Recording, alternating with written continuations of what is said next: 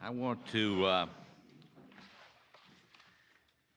begin by reading two brief excerpts from Rumi. It's called Jesus on the Lean Donkey.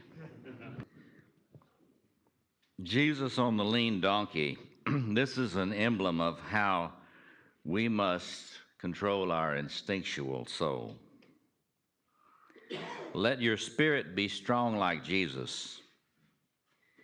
If that part becomes weak, then the worn-out donkey grows into a dragon. Okay. Jesus on the lean donkey. This is an emblem of how we must control the instinctual soul. Let your spirit be strong like Jesus. If that part becomes weak, then the worn-out donkey grows to a dragon.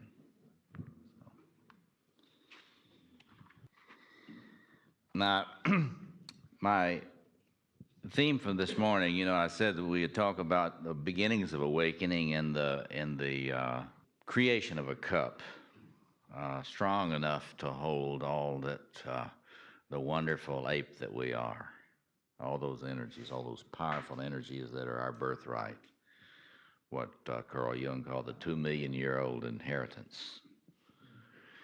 This morning I want to talk about the second birth. That's the first birth, the birth of the self, which is not so easy, and we all struggle with. If you're like me, you've struggled at it and struggled at it and struggled at it, and you still have lots of cracks in your bowl. But this morning we're going to talk about another vessel. We're talking about the second birth that our forefathers and foremothers all over the world have understood so much better than the arrogant European and Western culture that thinks it's so superior. But the importance of the second birth, it's not a fundamentalist Christian idea, it's universal. And it's about the inner temple. Remind me to talk about chalice and Holy Grail stuff before I finish. I may get a little addled this morning. But here's a poem that Rumi wrote about this. It's called The Far Mosque. The place that Solomon made to worship in, called the Far Mosque, is not built of earth and water and stone, but of intention and wisdom and mystical conversation and compassionate action. Every part of it is intelligence and responsive to every other part. The carpet bows to the broom. The door knocker and the door swing together like musicians. This heart sanctuary does exist, but it can't be described. Why try? Solomon goes there every morning and gives guidance with words, with musical harmonies, and in actions, which are the deepest teaching. A prince, or as in our story, a king, is just a conceit until he does something with generosity. So that's my lecture.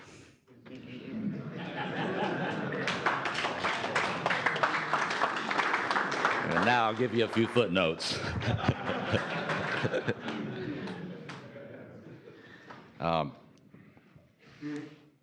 We were talking yesterday about these dragons, and Terence underscored how masculine some of these grandiosity dragons can be. We're not the only ones with grandiosity, I must add. But but there's this enormous thing that folks don't tell us today. I mean, the initiators of men among the old peoples of the earth all had a sense that until you have this second birth, you're not really quite cooked as a male. And you're dangerous to the community, you're dangerous to women, you're dangerous to children, you're dangerous to the village, or we might say, I like to say in terms of myth, cosmos. You're dangerous to the cosmos if there's not been a second birth. This morning, I just want to talk about why that is. Uh, you know, this thing about creating that cup so that these energies can be gathered, these instinctual energies can be gathered, and you don't have to split off from them or act them out some compulsion or shut down in a depression. Uh, it is a necessary and good thing. This is what some people have called creating an ego, and not in the Eastern sense, but in the psychoanalytic sense. You know, having adequate ego defenses, or in terms of the self psychologist, creating a good enough self structure. And so we understand that it's an important thing to be able to develop. Life is hell, and as Terence has pointed out, especially for others around us, if we don't find our capacity to form that cup. But there's a downside too. Everything has a shadow, as the story told us. And that is, as a man powers up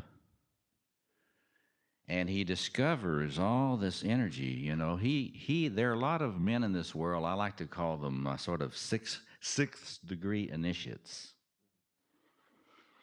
Darth Vader types. You know, extremely powerful in these archetypal energies, you know, or instinctual energies, however you want to call them. Extremely powerful cognitively, extremely powerful in terms of their capacity to accept and direct their own aggression, extremely powerful in terms of their passion, extremely powerful in terms of their capacity to will, you know, to know what they want. And so they've really powered up, and they have built the kind of the sort of what I like to say is the sort of the pyramidal structure of the self. But you know, there's a story. Some of us here have Jewish blood. Um, in that tribe, there's a story about the Tower of Babel, and that story is told by many peoples of the earth in their own idioms. It's the story about discovering your powers. Oh, here's a horse of power. I can ride this. And here's another one, I can ride this. And here's another one, I can ride this. And pretty soon, you know, you've really got a very powerful person beginning to manifest. I don't know whether you see these people. In my psychoanalytic practice, I see them a lot. There are a lot of very, very powerful men that come to see me. Many sixth degree initiates. They have everything. Many of them beauty, wealth, power, um, everything you could want, everything you could want. And the old peoples of the earth have always understood this begins, the more power that begins to be captured in that cup, the more dangerous a man becomes. See? And this about uh, the great dragons. And one of the things I want to talk about a little bit this morning is the images of the horse sacrifice. Um, Humans have intuited that great energies somehow are related to sacrifice.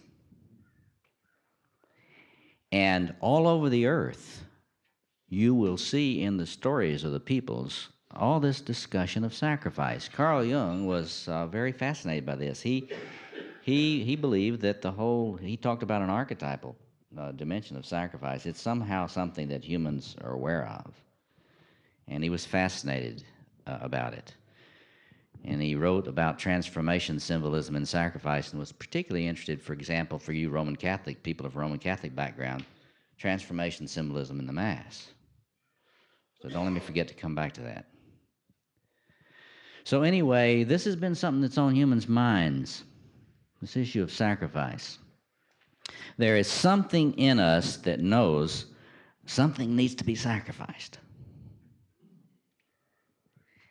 And if you'll study and look at different world cultures worldwide, you'll notice that there's been a lot of sacrificing.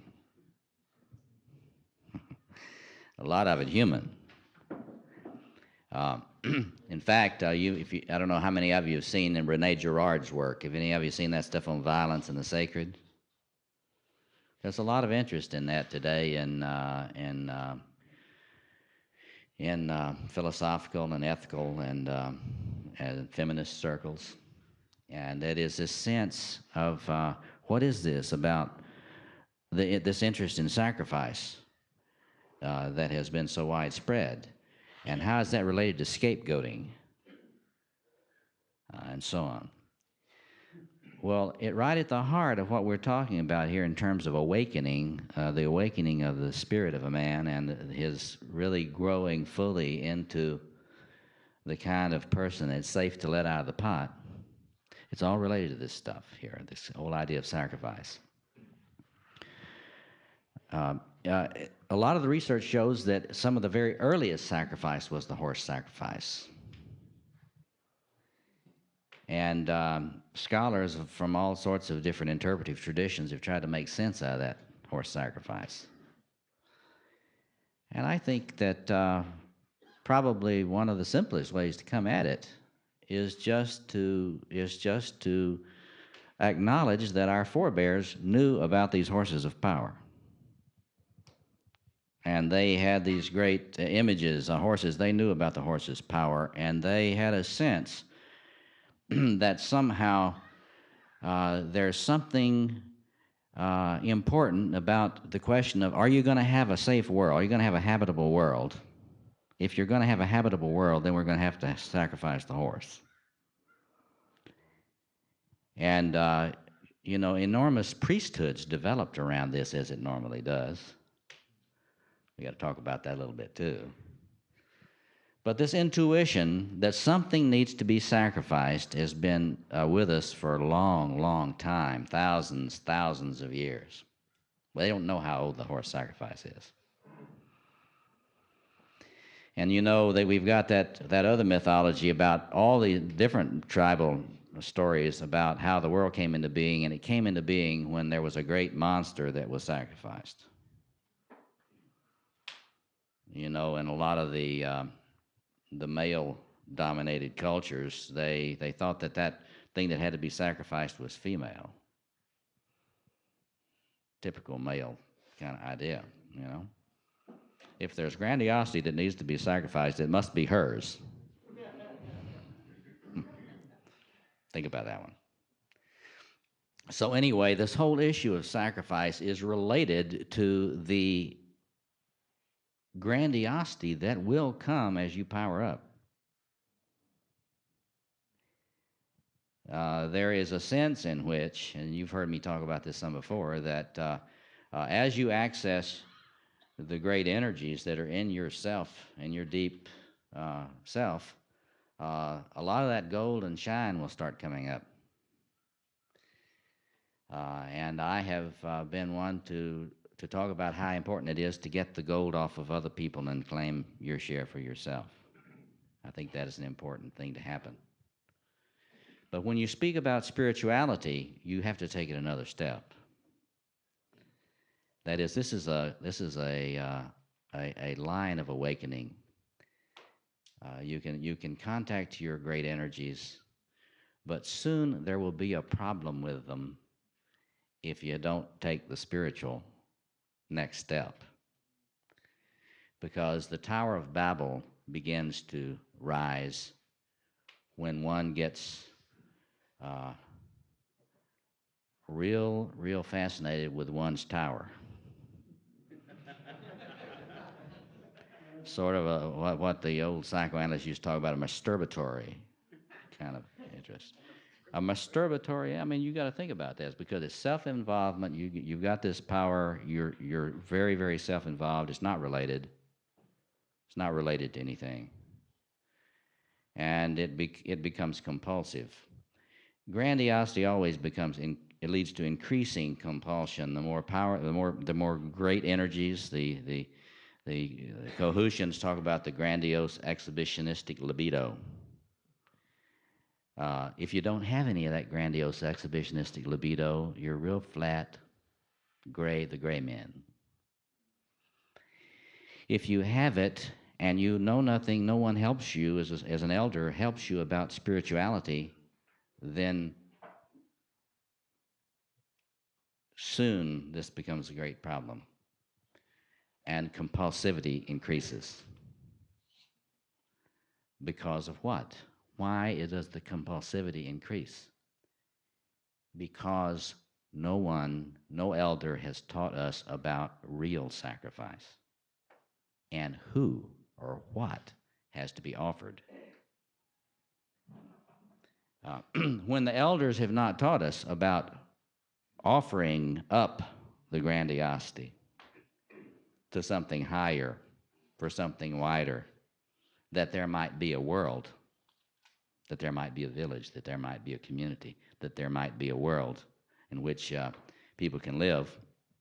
If no one has taught us about that, we still know there needs to be a sacrifice. We're intuiting that. Boy, there's got to be, if things are going to be right, there's got to be a sacrifice. Who is it going to be? And so Girard's work on violence and the sacred is a treatment. He's looked around the earth, the extent to which human beings have looked around for the candidate for the sacrifice and how they have organized things in order to sacrifice something that things will get better. Now, we don't have time this morning, but this is sort of the history of the human species. We've been very good at finding things, young women, young men, slaves, anybody without power, to, offer them up to Moloch. And the only thing that keeps us from massive grief about this is our denial.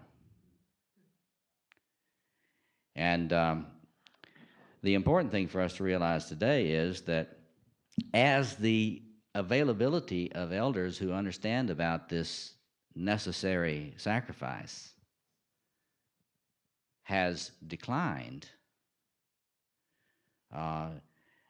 the felt need for sacrifices has not.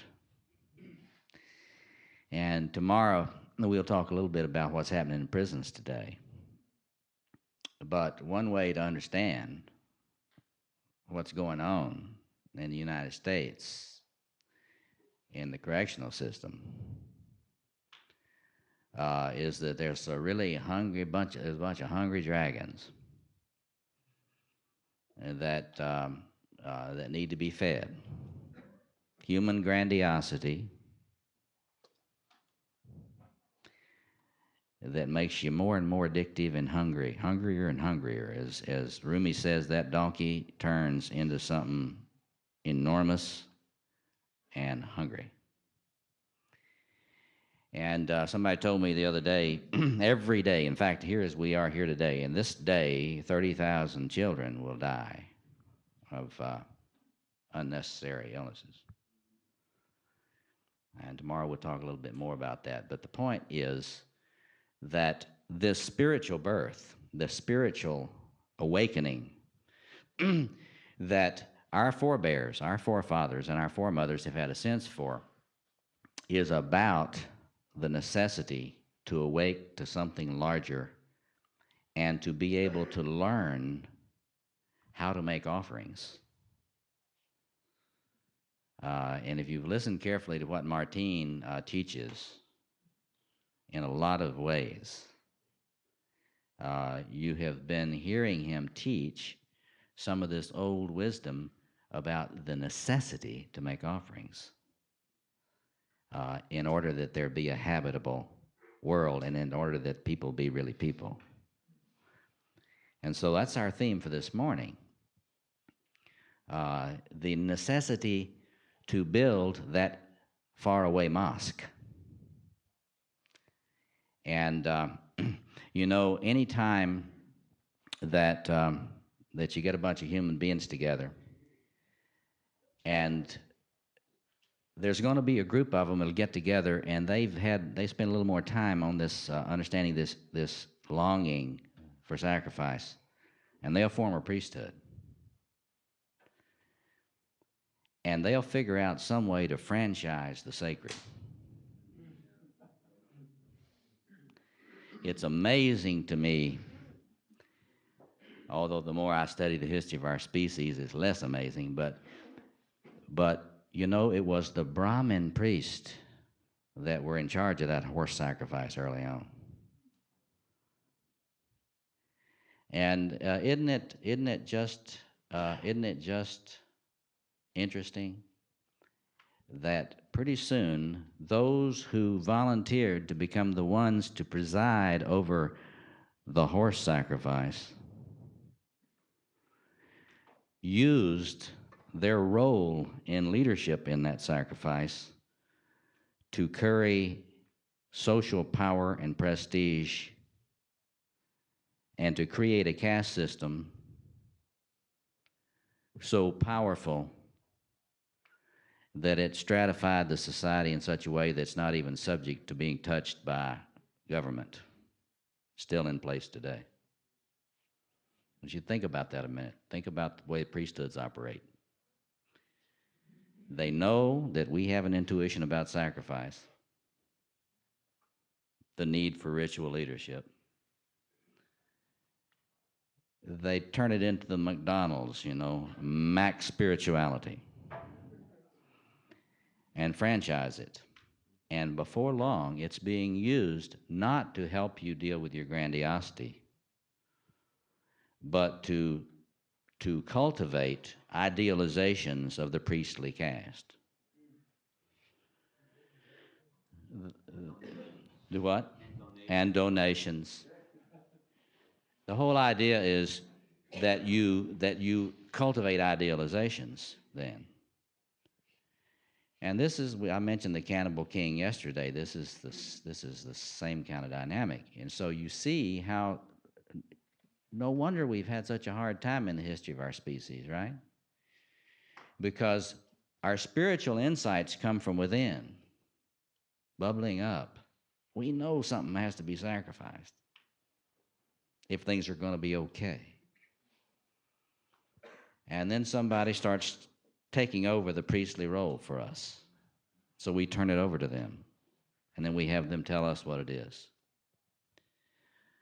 Our challenge today, not only as men but as women on this planet, is to get really, really awake about what this spiritual awakening is about. And it is a very simple thing. You know, Rumi talked about all these things in the simplest of ways. It is all about the importance of and the miraculous nature of offering, making offerings.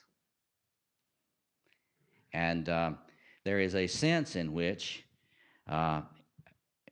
if you want to really get to the heart of all religious and spiritual traditions, it is all about offering. There's been enormous amounts of research on this cross-culturally that I don't want to bore you with this morning. But the real question is for us to wake up to this and take, and as Robert Bly's been trying to help us see, to understand that there's a priest in there. And it's very important not to project that one who knows about the necessary sacrifice, to project that out there, and therefore declare bankruptcy spiritually, so that you've got religious professionals who take care of the religion. One of the things I've been trying to say to people everywhere as we try to awaken them to the necessity of ritual eldership on the part of all men and all women is to awaken us to the tragedy of what's happened to us in the West as professionalism has come in and split our life into little territories so we can have pissing contests about them, you know. I mean, every man used to know he was a ritual elder in some sense, carrying something of great importance for the world.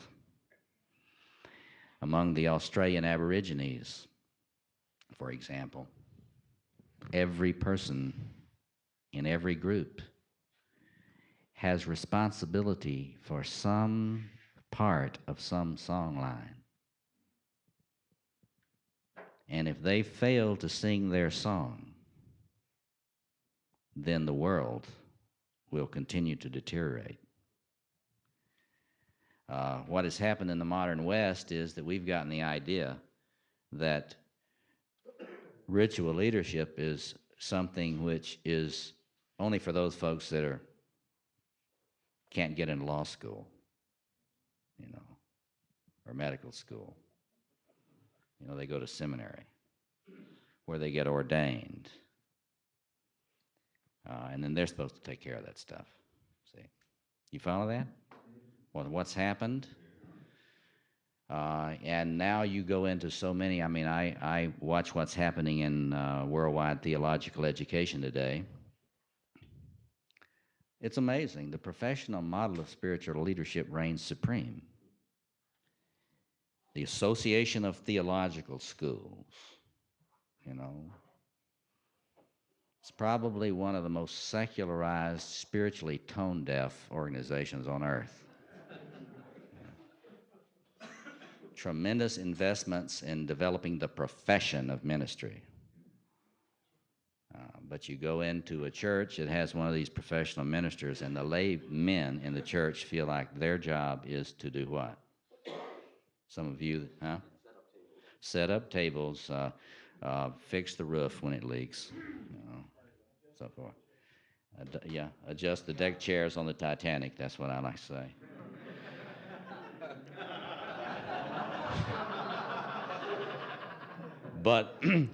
But I want you to feel that. I wish I had more time to tell you what an abomination theological education is. I know a lot about it. I have to deal with being a part of it all the time.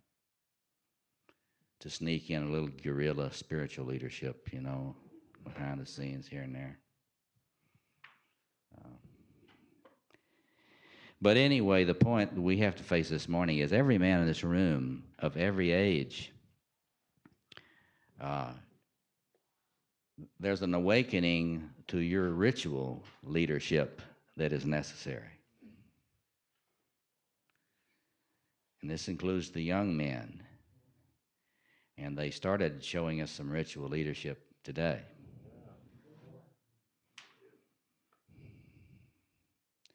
If you tell some people that a bunch of young males like that could come in and bless in a powerful way, older males, in a way that does something special to the hearts of the older men, they would think you were nuts. That's not possible in America today. But the point is that my little harangue, as Robert used to say, my little harangue for this morning is our awakening to our ritual leadership task and awakening to the first task being leading in a sacrifice, a sacrificial ritual relating to your own grandiosity. This is not about Marduk sacrificing Tiamat's, the female's grandiosity. The women have to learn to deal with their grandiosity. We men need to understand that there are these male dragons in there. And it's not that they're bad. In fact, there's this little spiritual secret that I'll share with you. It comes out of Star Trek. And that is, in terms of powering up as a man and being able to access your creativity and to be able to stand in the fire of your creativity without having it burn you up,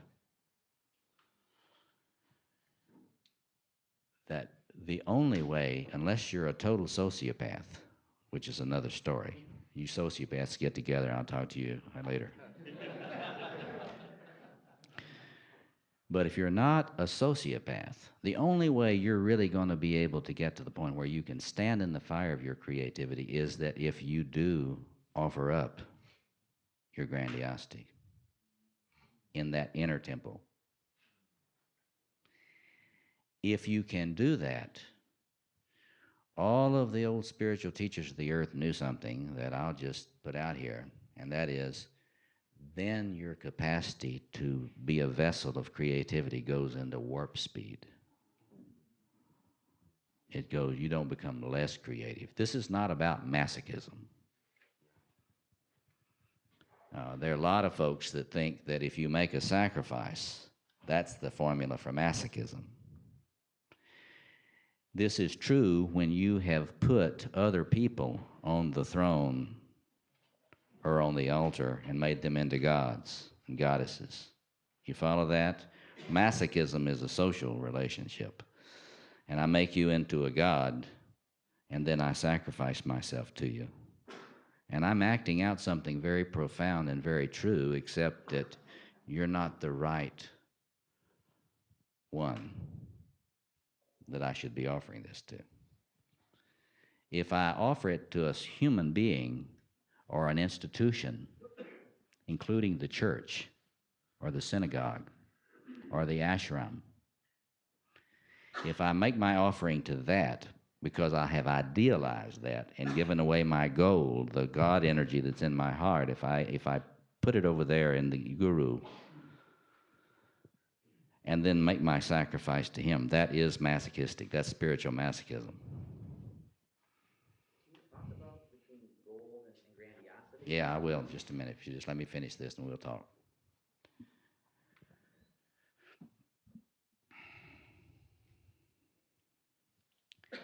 So today, I'm simply pointing out that there's a challenge that we each face, and nobody can do this for us. This is one of the sad things about Christian teaching. Some of you here come out of a Christian tribe like me. I've come out of a Christian tribe. There are a lot of Christians that have got the idea that, as we used to say down in the South in an old gospel hymn, Jesus paid it all. Jesus was the primal sacrifice. And that there is no offering then needed by you. That is not the only way to interpret those stories, but a lot of people interpret that in such a way that an ordinary person trying to be a faithful Christian doesn't really understand there's anything they need to offer and who it needs to go to. So that's the challenge. The challenge is for you to understand that there's a lot of gold down there in you, and that is grandiosity. See, I don't pathologize grandiosity. It is an energy that is in the psyche. And with the right kind of vessels and understanding of what it's about and what it's for and what you can do with it for the world, uh, then not only is it not an evil thing, it becomes the bread of the world. But without somebody to help you understand, then you become a cannibal king. If you don't have a faithful John, if your inner faithful John doesn't help you stab the horse, see, and burn the vest, you know, those of you, some of you had experiences, Christian clergy, you know, take the stole and burn it. If no one's helped you with that, then you don't have anybody helping you to understand how that wonderful gold energy can be something you can live in without having it kill you and destroy the village and the world. You follow me? You got to feel. So I've pretty much said what I need to say about this challenge. It's the challenge of that inner temple, building that inner temple, getting that thing on the inside, like Rumi's talking about. All the great mystics understood this. Female mystics talk about it all the time. The great male mystics of different traditions understand this is not about temples out there. It's about a temple in here. And it cannot be violated, and it cannot be entered without a right will. There's no way to rape that temple. See? And so that's the challenge. And I said I ought to speak just a word about the chalice. The chalice is another image of this. And the Holy Grail legends are all about this. The quest for the Grail Castle, the quest for the Grail Chapel, the discovery of the Grail. What is the Grail? It is that which in the Christian myth, and the myth doesn't mean it's not true, just in that story, the true king pours out his lifeblood that all the world may drink. And it's not that thing that so many people are thinking about today, about this being a cruel father that sacrifices his son. The primal metaphor there is that the true king makes an offering of himself. And through that offering, what he is, Jesus said, if I die, you know, all these great things will happen. And it has to do with this vision of the offering of oneself. So the challenge is to understand that there is that possibility for that temple in you, but nobody, no preacher or rabbi or guru can create it for you. This is where the Masons had a great insight. And that is that it's all about the building of the temple. And that the temple that they're talking about is not one that can ever be violated. So that's what I want to say this morning, that our challenge is certainly to help each other build that cup, but it's also to listen very deeply to persons like Martine and Malidoma and other folks that come, and when they're talking and when they're doing ritual gestures, and if you look close, there's a lot of things that are not said. They're gestural. And if you will look close at these persons that have not died to ritual and the spirit, you will be able to see that the kind of offering that they are talking about is not something you offer once. It is something that you try to bring into the creation of you try to create this vessel, this inner temple, and you constantly try to make an offering of what you are. You say, well, I don't have any grandiosity, so what can I offer? In the Gospels, there's the story of the widow's mite.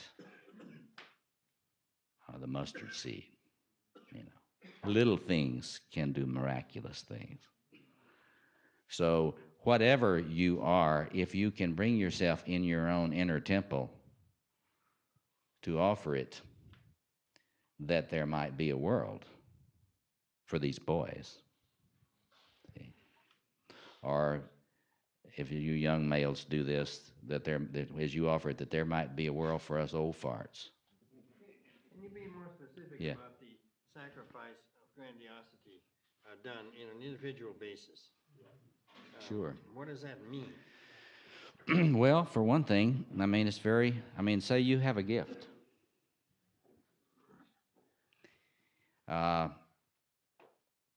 You know, we get to choose. All these traditions teach us you get to choose.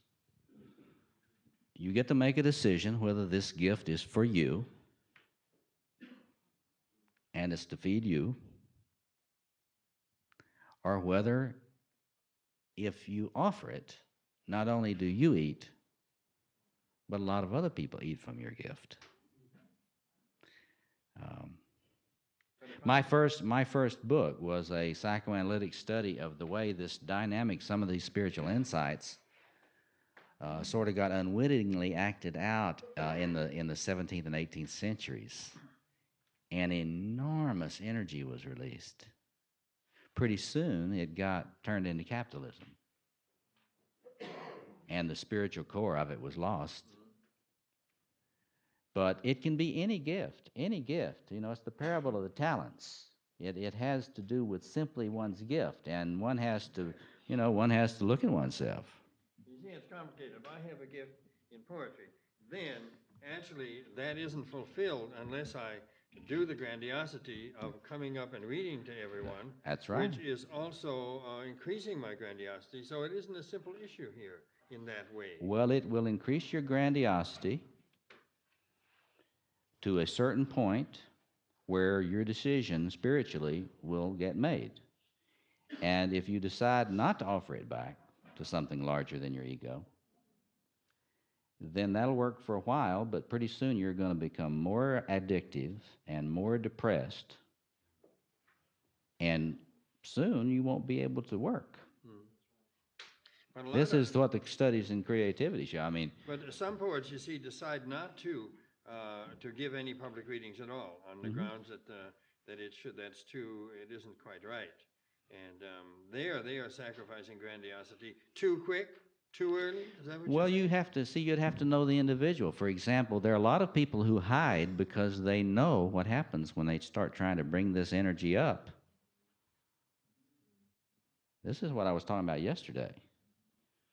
That you see, this spiritual thing is not an option to optimization of your creativity. Because when I speak of optimization, I mean what might be, what your creativity might be. Now, if I am unable to get it out of something being just a sort of a masturbatory practice, whether my poetry is a masturbatory practice, you know, I've always talked about as masturbation as prayer, gentlemen. I mean, don't get me wrong, I'm not knocking masturbation. I think it's one of those very important ritual practices, you know. But the point he's trying to talk us in that he wants to have a circle jerk here. But the point, what I'm trying to get at here is that this is what the self-psychologists have understood, that there's a certain point in which that grandiosity gets to a certain point, and it becomes extremely difficult to regulate. That's the word. In other words, you don't have the choice to optimize your grandiosity without paying the price of what that does. So when that thing starts coming up to a certain point, a lot of folks have to totally shut down in order to not be psychotic. And so other people, there's a way to sacrifice in there so they don't have to shut down. That's the whole point. That is to say, but that is a spiritual thing, and it cannot be faked. You cannot fake it. Yeah. really relate to what you're saying in a very personal way. You know, I started off by saying that About your standing up, creativity. these issues, when I talked about my own power, and that much of my life has been around sort of vibrating around the issue of my own power, trying to divest from it, because the models that I had were so destructive that if I moved into the power, I felt like it was going to eat me up, or I was You going to become eat a somebody cannibal else up. king. That's right. Right. Or on the other hand, divesting and pretending that I didn't have the gifts that I had, because there's a lot of energy that can channel through me, also seems stupid and ridiculous. So I'll tell you how a mentor of mine taught me about 10 years ago, and I just passed this along, maybe to be of some help. I really loved it though. He told me, he asked me to stop thinking about it in terms of grandiosity and think about it in terms of power. And then to ask myself, whose power was it? Whose power was it? Whose gift was it? And so I began to do a practice, an actual practice, every morning that my friends schooled me on. I'd wake up and all day long, I'd ask myself things like, what does it want from me? So I'd be at a cocktail party and I would say, now, does my giftedness want me to talk to this guy over here? Or is my giftedness going to be fed if I go over and talk to that guy over there? Or what is, so that there's a way in which I began to develop a spiritual practice of offering. And this is how I talk to the men about it, on a kind of a minute-to-minute basis. That's how I started to think about it, that what I'm offering is myself as a vessel, as a chalice, for this energy to pass through me, and my interest in is being a good artisan so that I can work with this energy and manifest it, and I do my part of the job, and it does its part of the job, and basically I'm interested in being clear enough to let it tell me what it needs me to do for it. And that's how I see it. And grandiosity is about owning it, like this is mine. And that offering is about understanding that I'm for it, it's not for me. That's how I see it. Well, that's an example of an attempt to come to terms with this issue. Yeah, go ahead. No, I was thinking because what happened to me is like I had to move in and out of it. So the sacrifice became realizing that I don't have to be in that all the time, 24/7, as they say, you know. So the sacrifice becomes in being able to give it up and realizing that you were in it once, not knowing if you're going to be ever in it again, but you had the recognizing the fact that you did have it, and hey, I don't have to have it all the time. I had it once, great. And the fact it is, the more I give it up, the more it comes back, right, you know. that's So right. the nature, Right. you know. It's the creativity is not, you can't master it, because those that think they can master it lose it. So that's a really good point. You have to dance with it, you know. You got to dance with it. But I'm just simply challenging you in your own reflections about your own life to think about, well, what is it, that I need to some of you, Terrence has a good thing going here because he's felt these energies coursing through him, and so he knows he's got to do something with them. Some of us, though, are cut off from those energies, and so I think that thinking about, what is it that you bring? Don't you think some men have to learn to be grandiose before they start thinking about sacrificing it?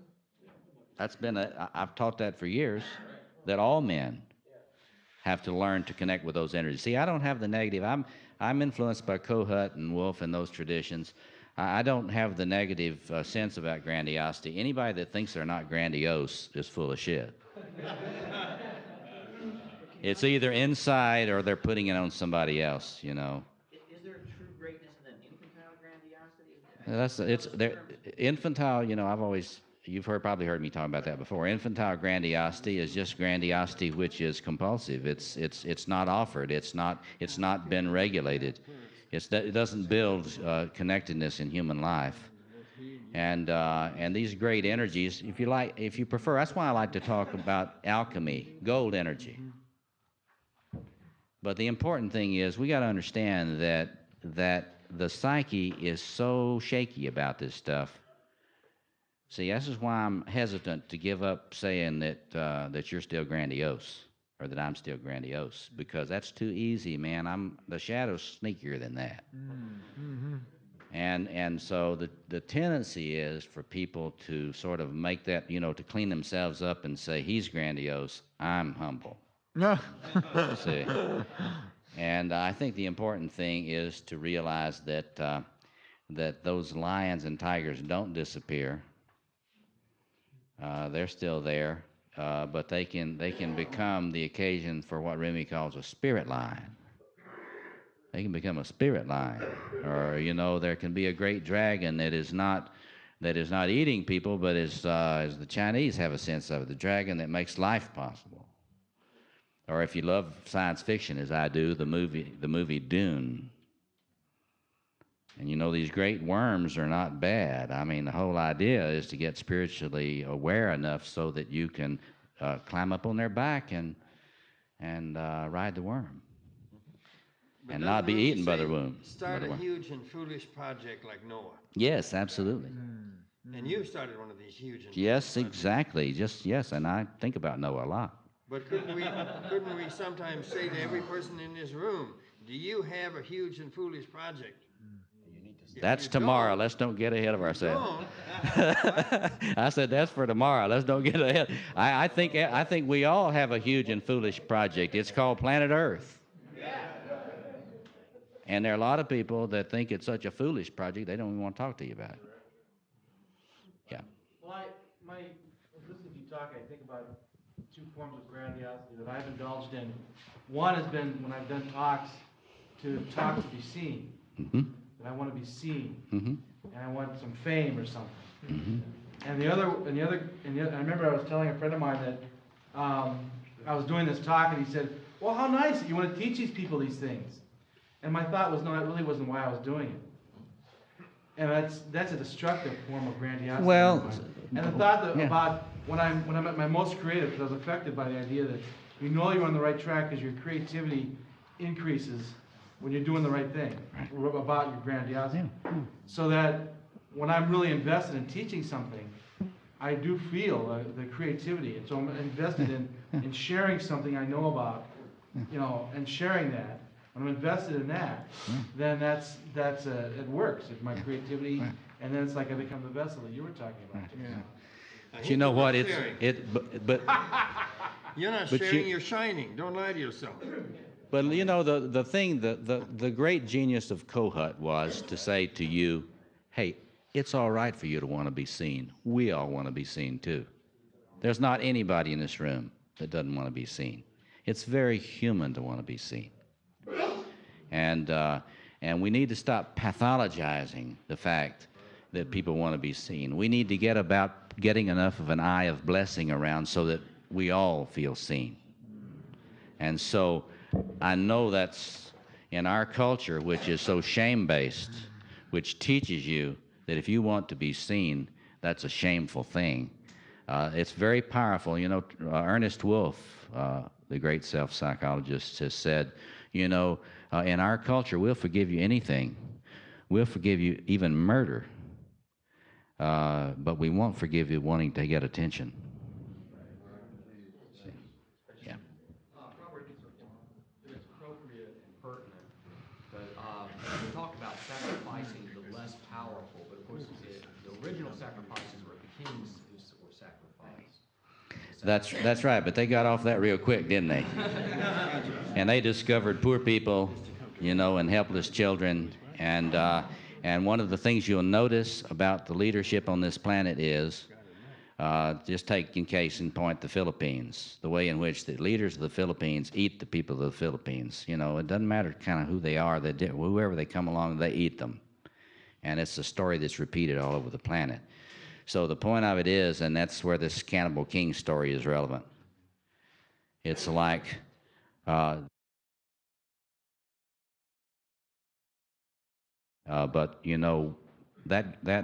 that thing, that wanting to be God,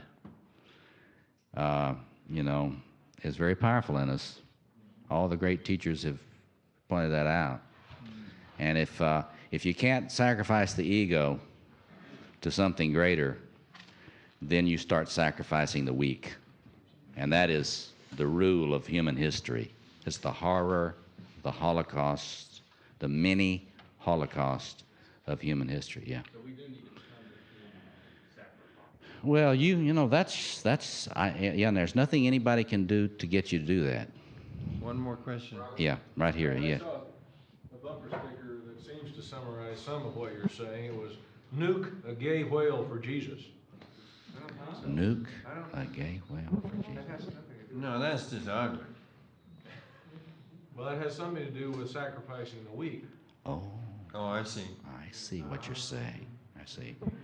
And whether it's the welfare mother or nature. He's talking about a certain spiritual mean-spiritedness and sort of spiritual materialism that is about. It's not just among Christians. It's all over the world. And it has to do with the idea of let's sacrifice them. Them that are the problem. Whether they're gays or Jews or women or children or whatever. Let's sacrifice them so we'll feel better. Also cynical, so it disconnects you Yeah. from any responsibility. Yes, yeah, Also, there's an anger against the very idea of sacrifice. Sacrifice a gay whale for Jesus. yeah, The person doesn't want any kind of sacrifice. yeah. So anyway, just Peter's think, got a point there. just think on these things. Yeah, one more, yeah. That is a wonderful line about goodness has to come like a thief in the night. And I feel a bit that when children want attention, and when anybody wants attention, there's an appetite out in the body that's hungry for the attention. It comes in through the eye, but it's the body that's hungry for it. And some of the most ancient and deepest spiritual tradition has to do with trying to connect my attention, my awareness, with the sensation of the body, and that's a moment by moment thing. It's a thing that they call being present. And the interesting thing is that whatever I'm doing, if I am trying to sacrifice, there's no way I'm going to do that in that moment except by staying present, which means holding on to the sensation of this body, which means I've got to donate all of my attention that I can to not just what I'm saying, but to being aware of this miracle, me here, now, and staying with that. I don't run away from that. I don't vault off into the future on my high horse. I stay right now, not taking for granted me here, now. And that's a constant, ongoing sacrifice. Yeah. And the people who can do that, and I'm sure not one of them, but the people that can do that, they have a kind of humility that is so strong it hits you like a brick in the face. A person who can really stay present while they're doing whatever beautiful thing they do, and stay up holding on to me here now through every moment they're doing it. They've got a kind of humility that is a gift. Like a fountain. It's that presence that we would like to be able to mediate and usually honor it in the breach. Thank you for your time. I hope you'll think on these things.